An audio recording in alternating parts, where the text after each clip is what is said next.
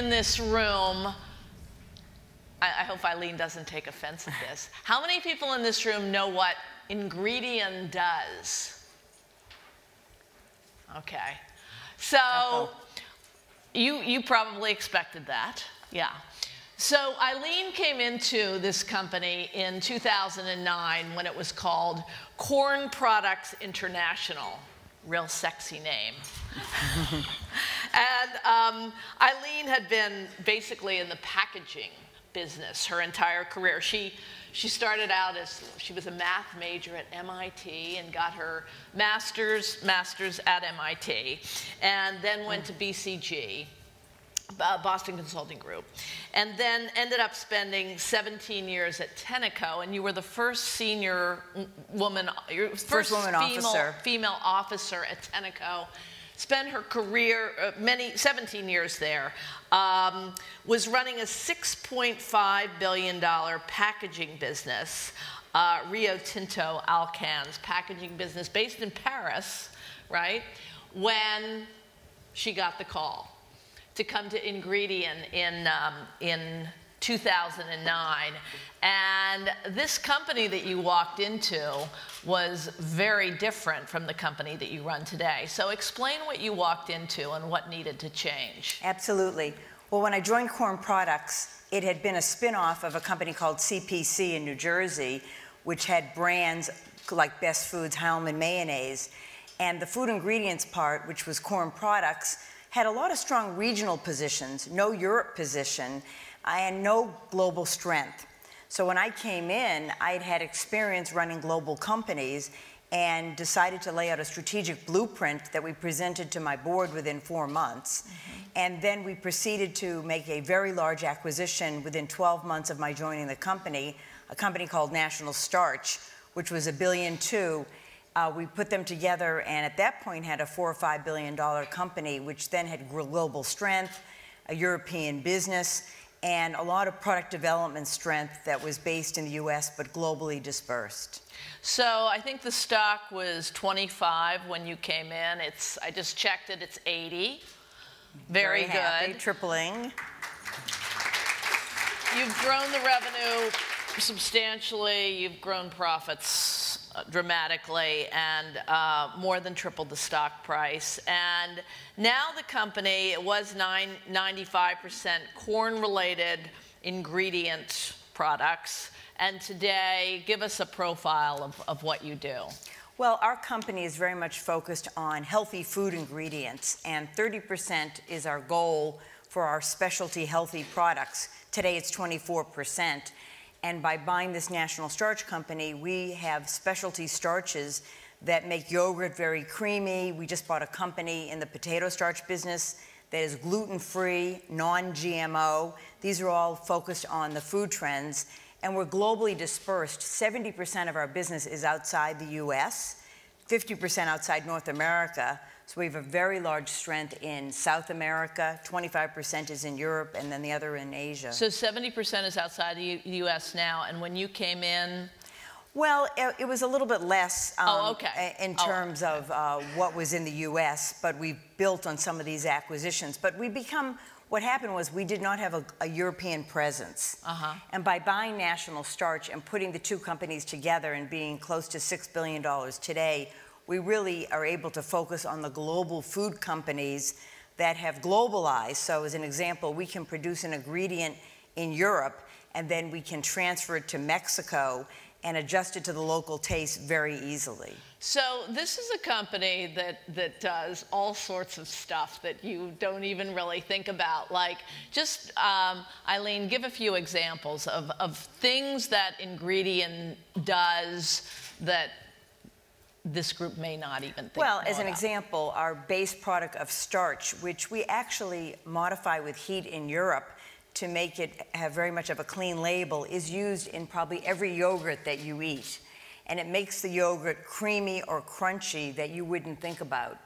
A large part of our products are gluten-free, which is a big trend, certainly in the US and is growing around the world, where people are able to have a product that is free of any kind of wheat protein and that they're sensitive to. So most of our products... You even make like the suds in shampoos, right? Absolutely. So some of our ingredients, a little about 50% are non-food, and so we actually make starch that can make your shampoo suds in a very consumer-friendly way. So tell us about where you see the, we just did a big food issue, and we very much focused on this, the search for the consumer demand for authentic, healthy, non-GM food. We wrote about a couple of women in detail in this issue who are part of the most powerful women community, Denise Morrison at Campbell's Soup, Indra Nooyi at PepsiCo. Where is non-GMO a fad, or is this going to continue growing for a long time and dramatically? Well, you know, it's interesting that I tell people, if you think 5 years ago, gluten-free, everybody had maybe one friend that was gluten-free. And today, there's a large number of the population that really wants their food to be gluten-free. They may have celiac, or they may just feel better with gluten-free. I think non-GMO is another example where today you might have one or two friends that are outside of Europe, because Europe is really all non-GMO, who are sensitive and prefer non-GMO. It's a little bit more of an emotional issue. There's no science to say that non-GMO is better than GMO. But if consumers want and need that, then we, the ingredient companies, will produce ingredients for that. So you really believe that non-GMO foods are not necessarily better for you than GMO foods? There's no science per se, one versus another. But we, as an ingredient producer, we supply what the consumer wants and needs. You're agnostic. Exactly. And so we have ingredients that are healthy. So are you investing heavily in non-GMO production? Actually, we're one of the only companies in the U.S. that has access to non-GMO corn. In fact, one of my facilities in Indianapolis is 100% non-GMO corn. And so we've been producing ingredients there for years to supply the European market. And by the way, the demand is really growing in the U.S. So we're very busy in Indianapolis supplying those ingredients. We actually, as a global company, have the ability to get non-GMO type products from Mexico and from Brazil, and we can ship them into the U.S., we can ship them around the world. Who has a question? Yes, back here. Identify yourself, please. Hi, Claire Skinner from Hydrick and Struggles. We heard yesterday about global risks. I'd just be interested in your views on the importance of water risk and sustainability risk to your business. Well, our company is in 40 different countries, and so we're able to balance risk around the world. I love our business model because we actually buy raw materials and pass those prices on to our consumers, whether it's high or low. But in our 40 different countries, we're actually able to exchange best practices from one region to another. So water is an important part of our equation, where we have wastewater treatment that meets the local regulations. And so we take our learnings from one country to another. And as an example, we have 3 facilities in Pakistan where the treatment of water is very important, as it is in most countries. And so we take our learning from one to another and pass that around the world. We've actually also just published our 4th sustainability report, where we are very focused on our communities, our product lines, and our environment and our people to make sure that we are focused on sustainable solutions long term. We help farmers around the world be more effective in growing corn. And by the way, we rebranded our company Ingredion because we're not just corn, we're also in, as I said, potato, but we're also in tapioca. And tapioca is a plant that is grown in Thailand and in Colombia and is used as a starch and is gluten-free, and many farmers use it for their livelihood, and it's one of those ingredients that is used successfully around the world for some gluten-free products. So water is very important in all of these crops, that we have access and that we return the water to the environment the way that we originally pulled it from the ground. How global is the gluten-free movement? You know, that's a good question. You know, gluten-free, certainly in North America, is an important trend, and it's starting to be important in other parts of the world.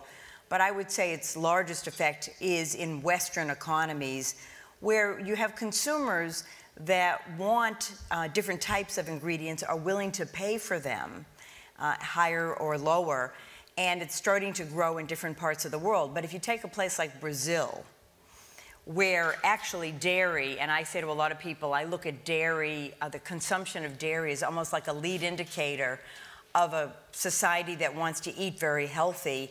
Gluten-free has not really hit places like Brazil, but I think it will. Mexico's in between, and it's just starting out in a place like Mexico, where consumers want to eat more healthy. There's new obesity laws that put taxes on foods that have higher calories, and so we're able to provide ingredients in Mexico and Brazil, and we see the gluten-free trend growing in those places. What else do you see happening in terms of food demand, food tastes around the world? Any trends that you're noticing? Sure. Well, you know, it's interesting, and being here in Europe is especially interesting because a lot of trends start here in Europe. And many of the people in the UK buy ready meals. And we produce ingredients that are applicable for what's called the E numbers. In other words, people want a clean label. They want a label, they want ingredients made from simple ingredients the way their grandmothers used to cook. So it's starch, it's flour, it's basic ingredients. We actually have a unique product that modifies starch with heat instead of enzymes, and it can be used on these clean label packages. So this clean label trend that started in Europe is actually moved to the US. And the US consumer wants a simple, clean, authentic food experience. And that trend is really accelerating, and you would not have seen that 3 or 4 years ago. So authentic ingredients, and then people want ingredients that are free from gluten, free from calories, free from fat.